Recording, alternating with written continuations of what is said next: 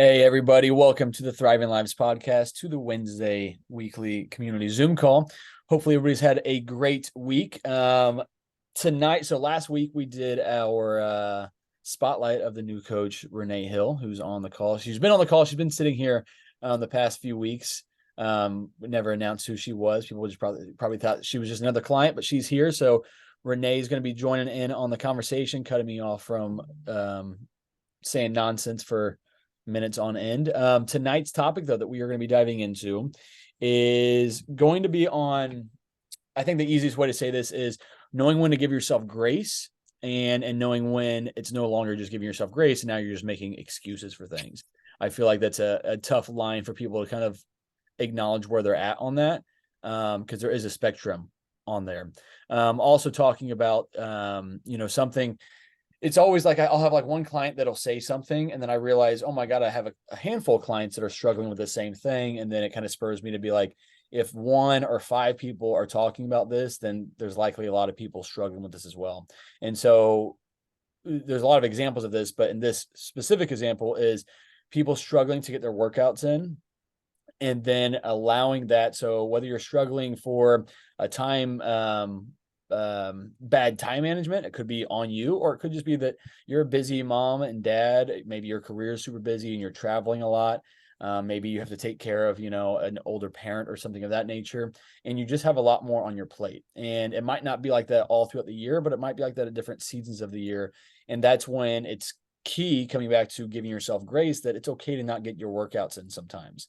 Um, I've got a baby coming here in the next couple months, and I'm already knowing that I have to give myself grace to not get to the gym and not get to those get workouts in. I have dumbbells here at home that I can, of course, get into small mini workouts. I might be able to go on a run or a walk, and I might even be able to get to the gym and still get my workouts in. But I'm going into the expectation that, for those couple months that we have a newborn, not sleeping well, all that good stuff, I'm probably not going to get in a lot of workouts. And if I do get in workouts, it's going to be much more of just treading water, just maintaining my sanity, getting out of the house and keeping some sort of normalcy. But I know I'm not going to be setting any records and doing anything amazing during that time.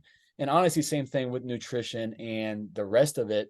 I'm not probably going to be amazing, but just because I'm not going to be amazing, just because I'm not going to be as good as what I always am, doesn't mean that I can't control a lot of things. And that's kind of what we're talking about today, is that during the worst of times, during the hardest times that you go through, it could be transitioning. I have one client who, she got married. And then a few weeks later, she's in the process of changing her job and moving to a new house. So those are three.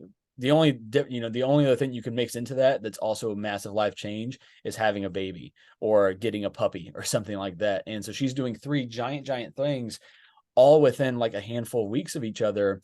And that's tough. And not one person that I know of is ever going to be disciplined during that time. And if you are being super disciplined during that time, then you're probably neglecting enjoying one of those things, or really kind of limiting it up. So during those times, it's not about her smashing all these workouts. It's not about her smashing every single meal and doing everything perfectly. She's not going to be able to do that. And if she has the expectation that she needs to do that, she's going to feel let down by herself and feel like she's failing because she wasn't able to be perfect. So managing these expectations, knowing when to give yourself grace, knowing when to, when it's not just grace and you're just being lazy and things like that. But in this situation, she's not being. When my baby gets here, it won't be out of laziness or out of time management. It's going to be out of the fact that I have a newborn here and I'm being present for my wife and present for the baby and not missing any of those sweet special moments. Even though I'm sure half the time I'll be beating my head against the wall because the baby's not sleeping or something. But regardless, I want to be here and be present with it, though. And there's no sense in adding stress that, oh, I'm not getting my workouts in. I know I'm not going to get my workouts in. It's not even going to be on my plate. It's literally going to be in my backpack, not on my plate, not paying attention to it until I can actually go make it happen. And I'm going to be okay with that. But if I go into it thinking I'm going to try to get in 5 workouts every single week, once a newborn gets here, something's going to have to give with that. And most likely I'm not going to get that in, and I'm going to feel frustrated because of it.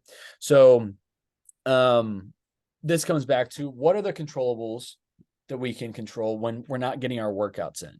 I would always, this comes back to what we always talk about with our hierarchy of needs.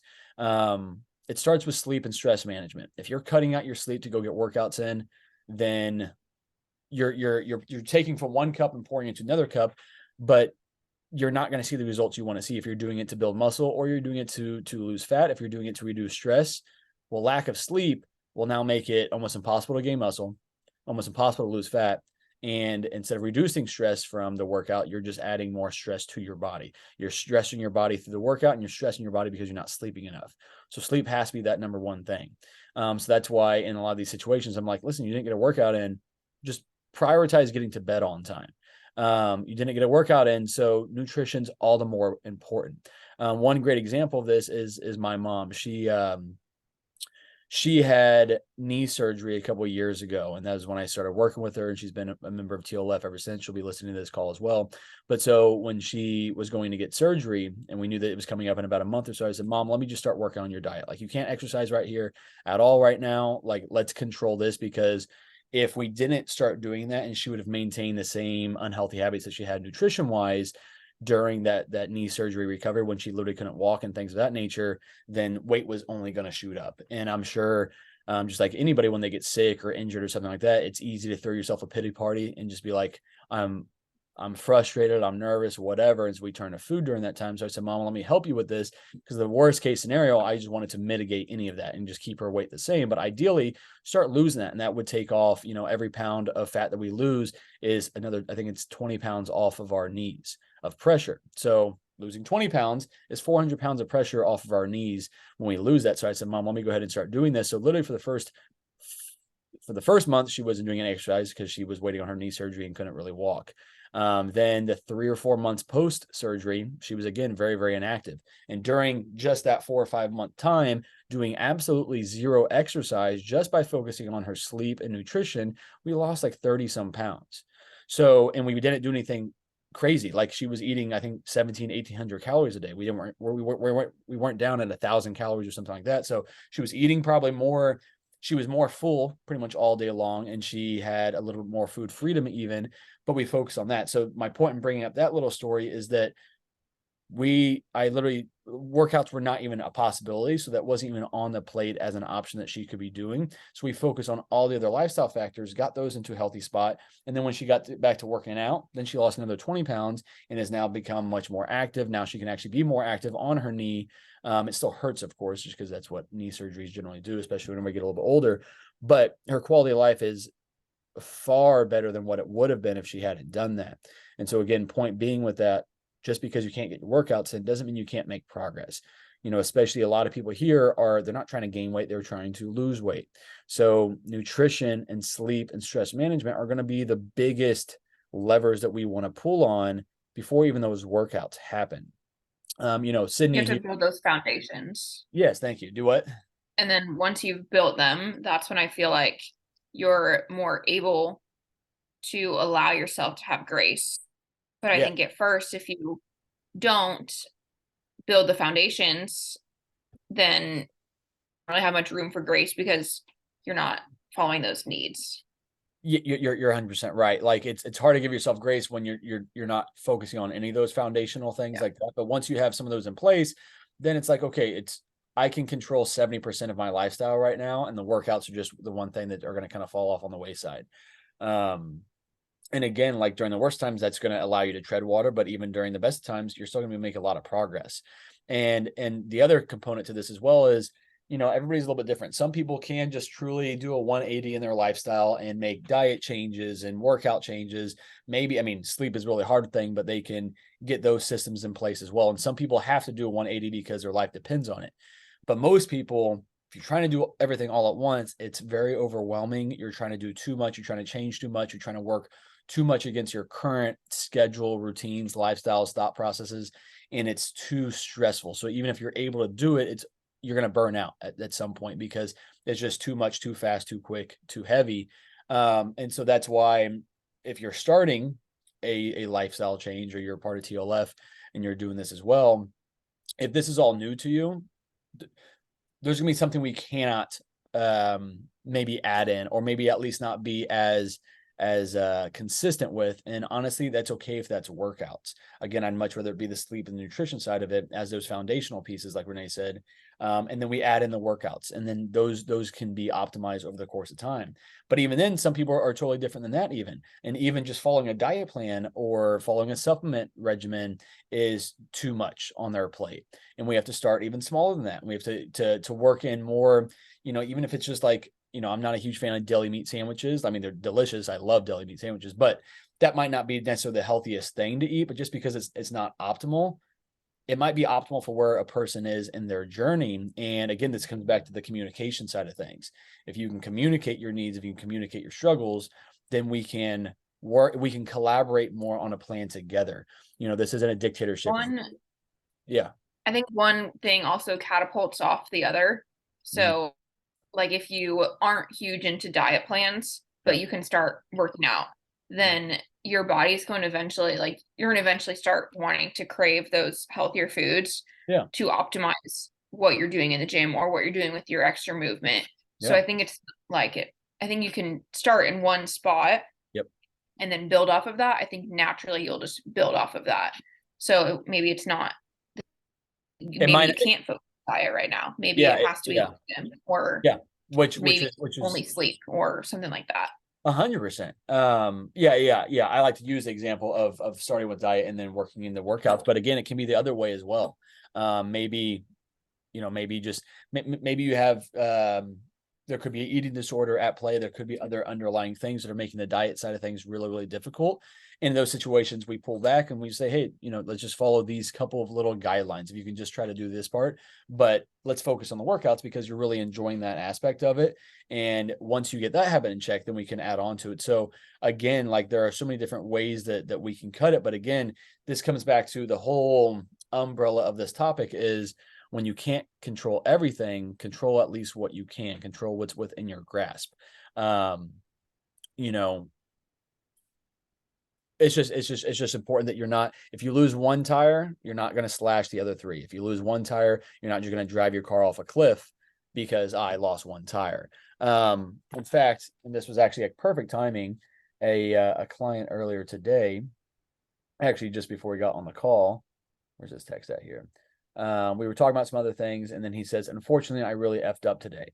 And this dude's kind of been struggling with the workout side of things, getting those in. Some of it's time management, sometimes it's family stuff, sometimes it's work stuff. But regardless, it's been really, really tough to get in any sort of a rhythm with the workouts. Um, but he's focusing on the one negative and not focusing on the things that were actually within his control. Maybe the wins that he did, or maybe he didn't have a lot of other wins because he was so focused on the one negative that it just threw his entire day off. But so he said, unfortunately, I really effed up today. And he was talking about, I knew he was out at like a luncheon situation. So I didn't even ask him what happened. I just assumed that his nutrition was off, that he made poor decisions, whether he had a good decision that he could have made and made a poor one instead, or whatever the case was. He probably did a good job on his nutrition. So I didn't even ask him what happened. I said, keyword in parentheses today. That doesn't mean that tomorrow has to be like that at all. You can control your last meal tonight. It was at 6 p.m. whenever he texted me. I'm sure he has another meal left.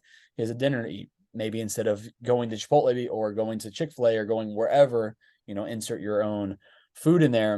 Instead of doing that, let's eat the meal you already have prepped. Let's try to clean up that last choice before you go to bed. Let's enjoy the quality time with your wife and your daughter before he's a younger daughter. Enjoy the quality time with your wife and daughter, and then get to bed at a decent time tonight. So even though maybe nothing went right today, maybe you didn't drink enough water, maybe all of your meals were messed up, maybe not even just lunch, probably didn't get to your workout today because work took over, but there's still a couple wins that you can stack up at the end of the day. Just because you had a bad first 12 hours of the day doesn't mean the last 3 hours need to be tossed away either. And that what that's going to do is it's going to help him wake up at a decent time tomorrow, feeling well rested because he got a good amount of sleep last night. He got to kind of relax and enjoy his time with his family. And then boom, Thursday is probably going to be a much better day. Whereas if he says, woe is me, why would I had a bad day? And then he goes out and eats some bullshit. And then he doesn't get to sleep on time because he allows himself to stay up binge watching Netflix or whatever the case is. Now he wakes up tomorrow tired. He's more hungry, has more cravings. Maybe he's in a situation where he could have made a good choice or a bad choice, and he made another bad choice because he's like, well, I already messed up on Wednesday. Let's just keep the party going for the next few days. I'll start back on Monday. That's just not what we want It to do. also takes time, I think, to learn that. Like, you have to almost like have those like spirals, I think, to eventually learn, like, Yeah. okay, I've had a shitty day, so I'm not going to grab the glass of wine. I'm not going to grab all the sweets, or great day, so I'm going to get a cake. Like, it just takes, I think, time to learn like where to reward yourself and to not reward or punish you with food as well. Yes, 100%. I like what you said about rewarding or punishing with food. That's where we get that. That's where we're feeding into what we've all kind of grown up with nutrition. You know, right or wrong, it's made it very difficult for a lot of people to overcome food addictions or overcome their their need to lean on food in times of stress or times of overjoy and happiness and stuff like that. And we want to try to avoid some of that stuff.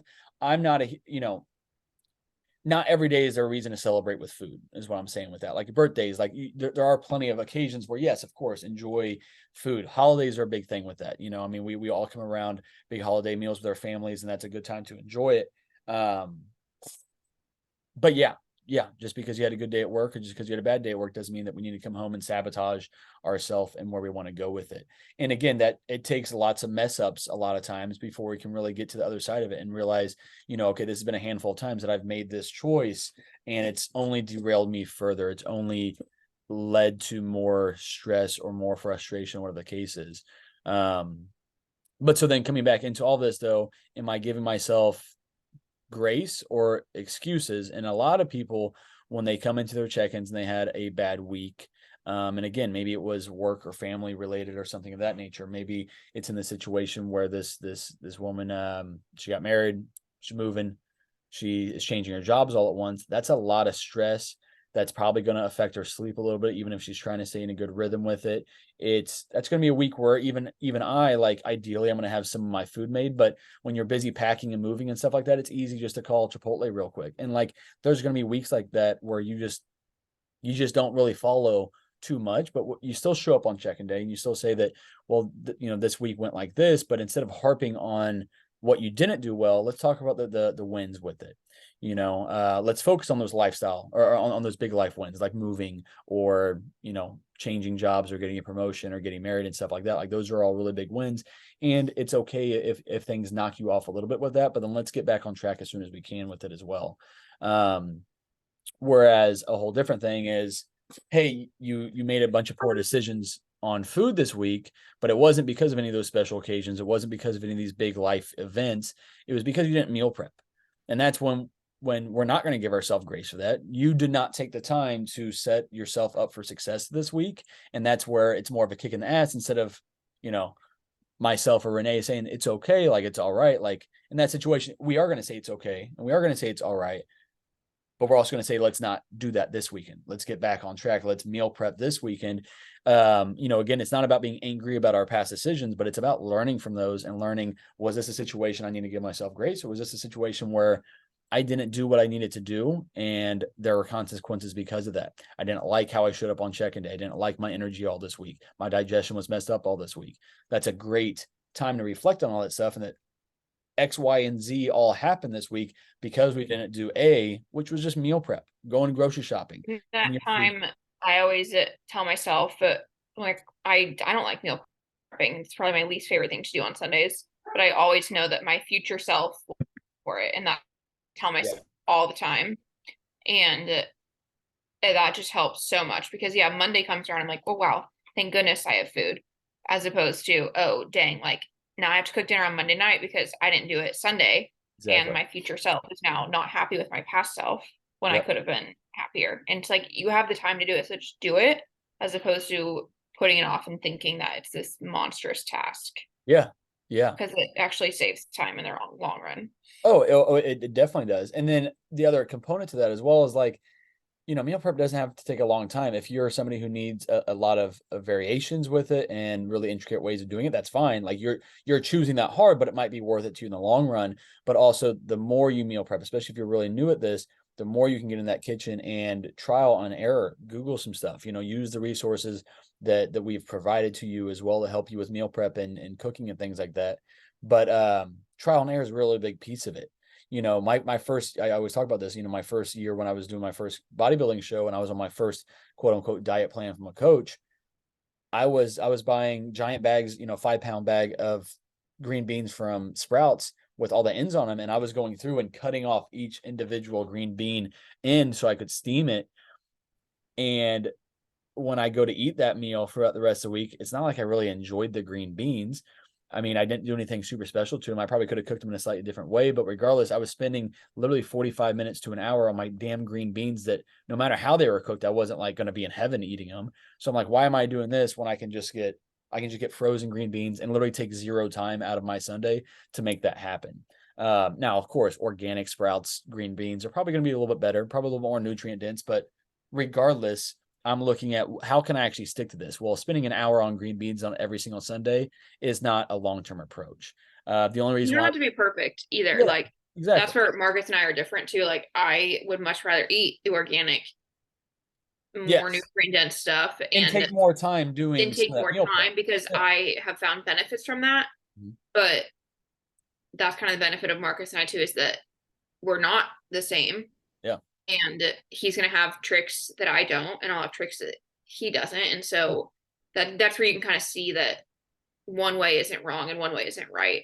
100%. Whatever you can stick to and keeps you feeling the best. And Renee, kind of back to like what you said, you know, when you have because you have diet restrictions and things like that, and that's not for a weight purpose. That's for how you feel purpose. That's for your food sensitivities and stuff like that. So if you don't meal prep on Sunday and you come into Monday and maybe you don't have time for some reason on Monday night to cook that healthier meal, maybe you didn't have anything ready to go that you could have had for breakfast or lunch that day. So now you're limited to survival mode. Do you starve all day or do you go pick up something else? Well, especially if you have dietary restrictions, you're kind of between a rock and a hard place. It's like I can really only go to so many places. You might not even have time to do that. So then it's like, do I actually just not eat until I can go eat what I can eat? Or do I just And then I'm angry. exactly. Or do I just eat something because I'm just starving? I have to get something in me, but then it wasn't as good for me, whatever the case is. And then you feel bloated and you feel awful the rest of the day. And then again, you might not even have time to go home and meal prep that night. So now it's been You Sunday just that was messed spiraled. up, Monday that, and then it's you're living on survival mode. And that's another factor of all this stuff is you're adding more stress to your plate because you're living in survival mode because you didn't take the time to do the one thing you needed to do. And that very well could be, and that's why I provide other meal plans from like um, Allison before she had to hop off here before we started recording. She's using some factor meals for dinner right now just because life is busy. Kids are back at school. They're in after school sports and stuff like that, and she's got to have a go-to meal at dinner time. And instead of going out to McDonald's on the way home or not eating, she has these meals that they can just pop in the microwave for 2 minutes and boom, she's good to go. So there's so many different ways that we can pivot. And that takes some ingenuity on your part, but ultimately it takes the communication on your part so that we can figure out what are some solutions in this situation. Um, but yeah, Renee, you got anything else to add? Cindy, you got any questions about all this? Anything to add on your perspective of all this? You don't have to. Um, for me, I would just say I know I personally struggle with like it giving myself grace and listening to my body versus knowing when to push myself. Yeah. And so that's something too that I think there's a fine line you kind of have to walk of not giving yourself grace all the time, Yeah. but also not never grace, if that makes sense. Yeah. And I do think it's hard for a lot of people to recognize, and maybe it's because a lot of people are brand new into this, is like not knowing when it's okay to give grace, not know when. And so again, that's again comes back to the importance of check-ins. I feel like every single one of these Zoom calls, we keep coming back to the importance of communication and check-ins, but that's another big piece of it because in order to know when to give yourself grace and when to push yourself, sometimes you have to be able to check in. So I can tell you that. Again, that's our Yeah. purpose as a coach. And I feel there's a lot of times that a client is not giving themselves grace like they need to be doing, and they're making their life so much harder and so much stressful, and they're feeling like a failure, and they're focusing on all the negatives of their life or negatives of what their choices were that week instead of all the other wins that they had or potentially could have had if they would have just allowed themselves to focus on what they can control that week. And again, that comes back to your check-in. So, whenever I see that temperature on somebody's check-in where they're just focusing on negative, negative, negative, so angry at themselves, I'm like, yo, take a step back. That's all wasted energy at this point. You can be angry as hell about this past week, but that's not serving us any purpose if we're not going to You have find to learn from it. exactly. And so, that's check-ins are not supposed to be a punishment. I don't want you to come there and feel very, very disappointed. But at the same time, if you're coming there feeling disappointed, number one, maybe you are just not giving yourself grace. Maybe you are looking at negatives, but also maybe you're feeling disappointed because you could have done a whole lot better. And it's important that you feel that feeling and you live in that feeling for a little bit. You live in that uncomfortableness, and then you respond and you grow from it. But if you don't check in because of that reason, you're not going to grow from it. You're going to stay stuck, and you're going to have more weeks like that. And then you're just going to stop checking altogether. And then you're just going to give up on this leg of your health journey until 6 months or 6 years passes. And you're like, hey, I need to do this again for X, Y, and Z reasons. Well, you're still going to have to overcome that mental side of things and that mindset approach with it. So you're here now, so let's go ahead and do it. Renee, you got anything else to add with all that stuff? I appreciate you chiming in on all this. Nothing off the top of my head right now. I feel like just the important. I remember Nicole once had told me this, that she always picks like 3 staples, and that's what she sticks to. I think some of hers at the time were like a certain number of water per day, 3 workouts per week, and like something else. But it was like she wasn't going to get mad at herself if she did less, or less wasn't an option. Yeah. But if she didn't do any of the bonus things, a number 4, 5, and 6 option, it's not about doing that. It's I'm going to control these 3. Yeah. And so if you can pick those staples in your life that mean something to you and that push you to do better and want to do better because you feel better, then I think that is what's beneficial as well. You don't need to set 10 staples, but just something that kind of like sets you into a routine and sets you to show up for yourself. 100%. And the ones you mentioned are really good ones with it. And when Renee says Nicole, for those of you listening and sitting, you may or may not know who she's talking about. That's my wife. Renee and Nicole are friends as well. But no, yeah. And so kind of coming back to that, if you have one good takeaway from this call right here, is that and this has been a really a common theme that I've had a lot of phone calls with a lot of clients that have been struggling lately. And again, it is that they're overwhelmed by thinking that they need to be doing it all, instead of just honing in on a couple of things they can control during these tough times. So you got to think about, on your very, very worst week that you're going through, that you've gone through, that you will go through, what are the things you can still control during that week? And in context and case by case, it might look a little bit different, but in my opinion, one thing that should always be controlled is water intake. I'm not going to harp on that because I always do, but water intake is a very, very easy one. We live in America. You got clean drinking water everywhere. Take advantage of it. Don't make excuses about your water intake. Don't sip, chug. If I'm sipping, there's no way I'm going to get in my gallon plus, my gallon and a half of water a day. So when I think about taking a drink of water, I don't sip, I chug, unless I'm on the Zoom call, and then I'll sip a little bit just to wet my whistle a little bit. But if I'm actually trying to get water intake down for the day, I'm getting it down. I'm not waiting until 7 p.m. So I'm up peeing all night. I'm getting it down first thing in the morning. So water intake is a very, very easy one. And then set little rules in place for that. A very, very easy one, and one you should do for digestion and energy and cognition, is first thing in the morning before you have anything else, get a lot of water in. Drink 20, 30, 40 ounces. Even if it's not first thing or by itself, get 40 ounces in or 30 ounces in before you leave for work each day, before you actually really get your day going with it. It's a very easy win. So water intake's always one. Again, coming back to it, because sleep is so important, let's try to have some sort of a bedtime routine.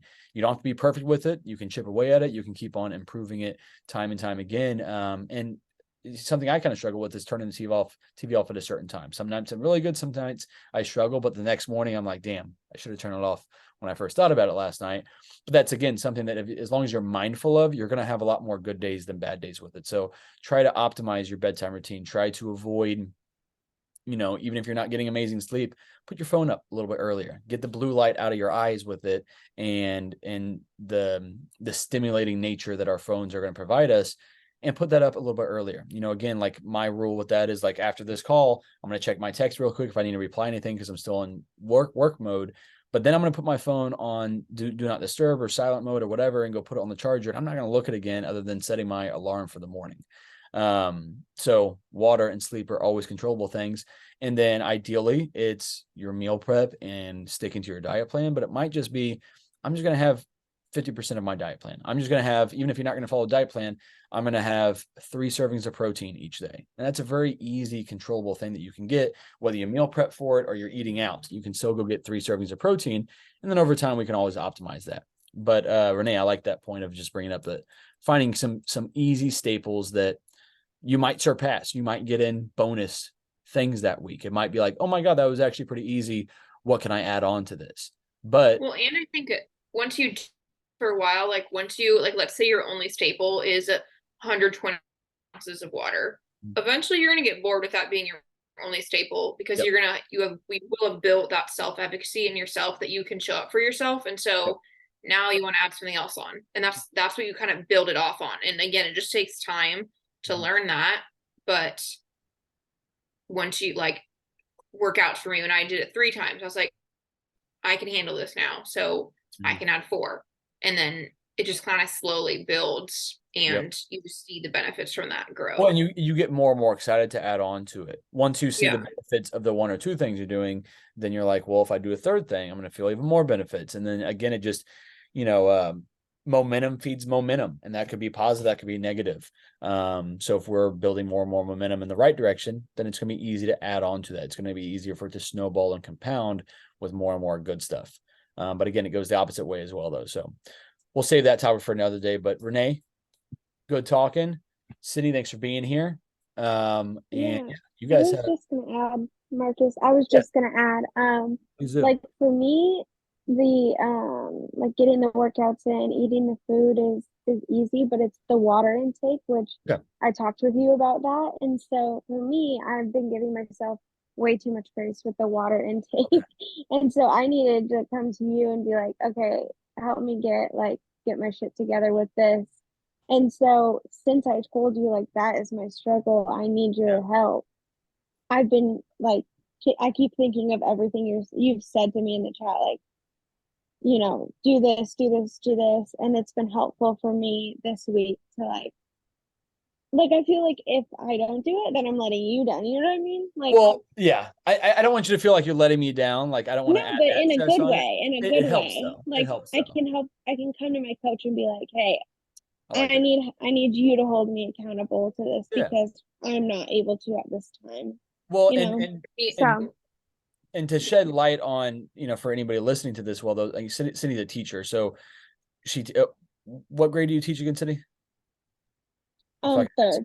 ask you this all the time. Yeah, 3rd grade. So a teacher setting is way different than pretty much any other job because you can't just go to the bathroom whenever you want to just go to the bathroom.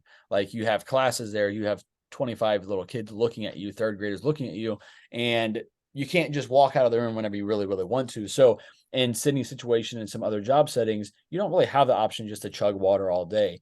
So Sydney, first off, I'm happy that you expressed that concern and that struggle with it. And I definitely get that. Like the teacher's perspective with that is very, very difficult. So ultimately it comes down to, and this is probably what we talked about, but I think I'll just kind of restate what you and I had talked about. And some of these are already kind of mentioned, but is getting a lot of water first thing in the morning. You got to look at when are you going to have breaks in the day. So if your schedule is really tight like this, know when your breaks are coming up. As a teacher, you pretty much know when you're going to have certain breaks that are designated throughout your day. So the first thing in the morning, whenever you're getting up, getting ready, get a shaker bottle, get a big cup, whatever it is that you're going to use, know how much water is in it, ideally, and get the whole thing down before you have breakfast or before you walk out the door and go to work. And then, have a way. So like you want to know how many ounces are in whatever your drinking device is. My big metal jug right here is like 60 ounces. So I know if I'm halfway through it, I got 30 ounces that I just went through. So then you're trying to time your next big bout of water when you know that you have a break coming up. So if you have a break at 10:30 and you're going to have a 30-minute break, then maybe at 9:45 or 10 o'clock, you start being a little more intentional and drinking that water down. Now, in your situation, again, like you're not just sitting at your desk staring at the kids being like, oh, I can just drink a lot of water. You've got things going on, and that's when you do have to give yourself some grace with it, but then have your other rules in place, like when you're looking at the time and you're kind of planning out the rest of your next little lesson you're working on. Oh shit, lunch is coming up and I'm gonna have 30 minutes. I need to start forcing water down right now. So that way 30, 40 minutes goes past and boom, you got to pee, and in perfect timing because it's lunchtime. And then same thing at the end of the day when okay, the bell's about to ring at 3 o'clock and the kids are getting out. you're going to have access to go to the bathroom. So start chugging a lot of water then. So if you got 30 ounces in before you went to work, you got 30 ounces or 20 ounces in before you went to lunch, 20 or 30 ounces before the end of the day, you're already at, 80 or 90 ounces for the day. That doesn't include any time you were sipping on water throughout the day. And so 80 or 90 ounces are already more than what a lot of people are getting anyway, and probably more than what you're getting in Sydney. And then you go to the gym afterwards and boom, you got another 30 ounces. And then you just sip on, water or whatever else that you're sipping on the rest of the evening for dinner and stuff like that. But now you don't have to backload water right before you go into bed because you got it all in throughout the day. So it just comes down to Sydney, and anybody else on this is you maybe you need to set alarms or reminders. Maybe you need to set notes in your phone, whatever is going to kind of help you with it. Sydney, maybe even, I know a lot of teachers, they have like their schedule written out on their big whiteboard for the whole class to see, or whatever the case is. Maybe go put a little special note for Sydney on there that, hey, drink water at this time. So whenever you're looking ahead for it, and maybe I also love the idea of this as well. I had a fifth grade teacher with TLF last year, I believe, and water intake was one of the things that she struggled with as well, because I think most teachers do. And she included her fifth graders in her goal to drink more water. And so she kind of tied it into them. They held her accountable. I'm sure that because of that, her whole class probably drank a lot more water, was more intentional with it. And boom, because she's trying to make a healthy habit like drink more water, she just positively affected 20 to 25 fifth graders. And they got to be a part of that experience with her all year long with her water goals. And even though that seems very, very small, that's a huge deal. And it's making those kids even more mindful of that type of stuff. You don't have to talk about this when it comes to like body composition and weight. Like that's not what we're talking about. We're just talking about feeling good and drinking enough water for good digestion and good energy and all that good stuff. So I think that's awesome. Sydney, yeah, I think any of these things that you can tie into your class, I think educators specifically, you already have a lot on your plate. So I'm not saying you need to add more to your plate, but if you're trying to live a healthy lifestyle, include your kids in it. Let them see what you're drinking, let them see what you're eating, because you're a superhero to them, just like I was a superhero in PE.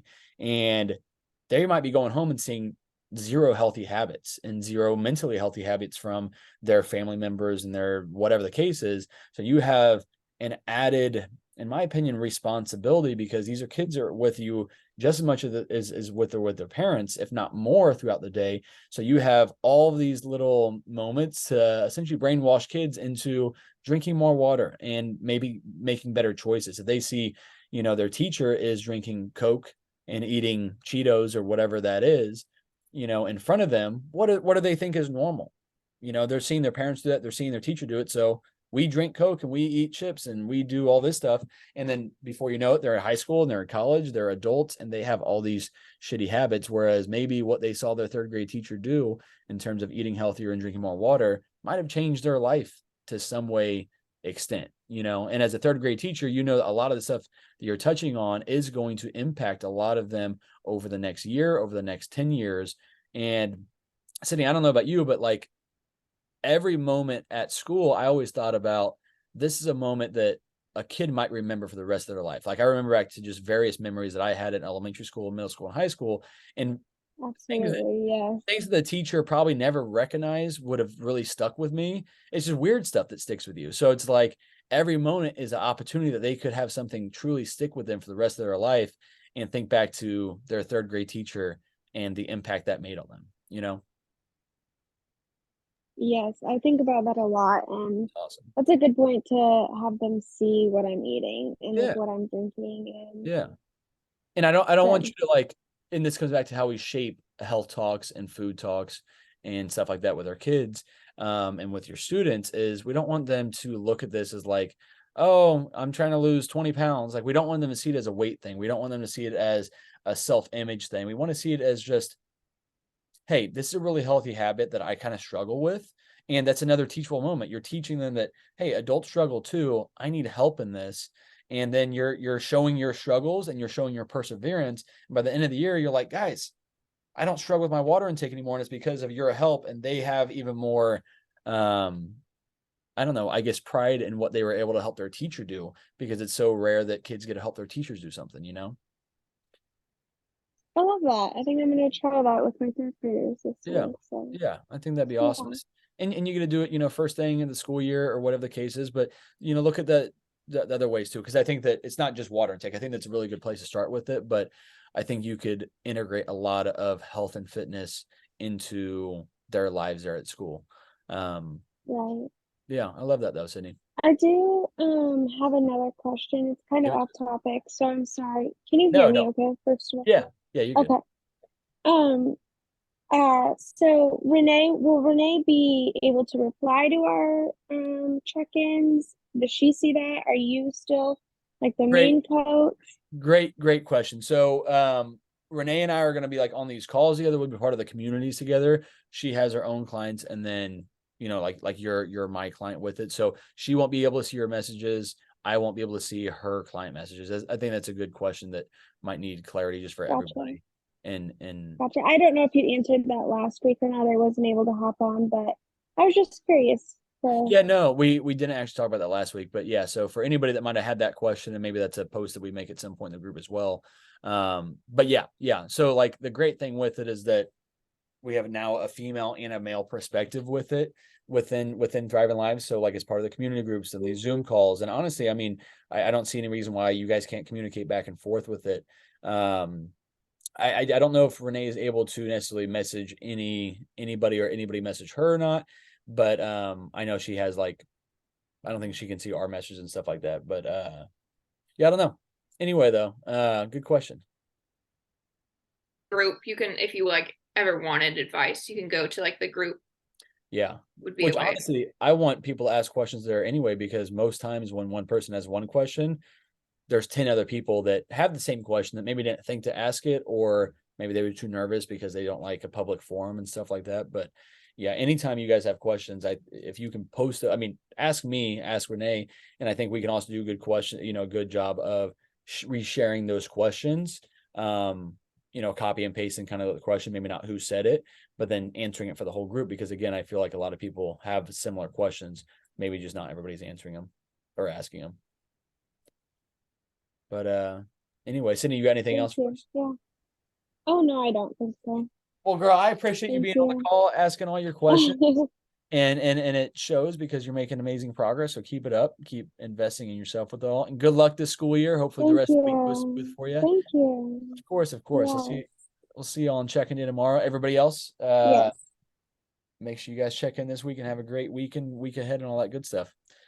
You guys have a good night.